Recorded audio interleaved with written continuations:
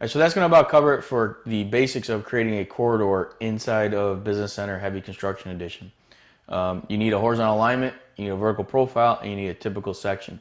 And once you understand the instructions and the tools for the sections, you can pretty much make any model or linear type of object that you need to for your project. Again, I'm using existing or information that was already provided by, say, an engineer, but you could design and model and create your own corridor using these same tools.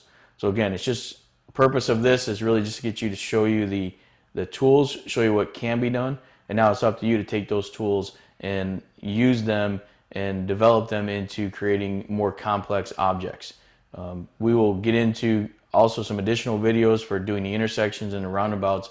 We're going to do those separately because they can get quite intense, and we just want to kind of give you these in small bite-sized digestible pieces of information. So go ahead and practice with this, and then look for future videos, or go check out some of the other videos that we have on Business Center as well. Thank you.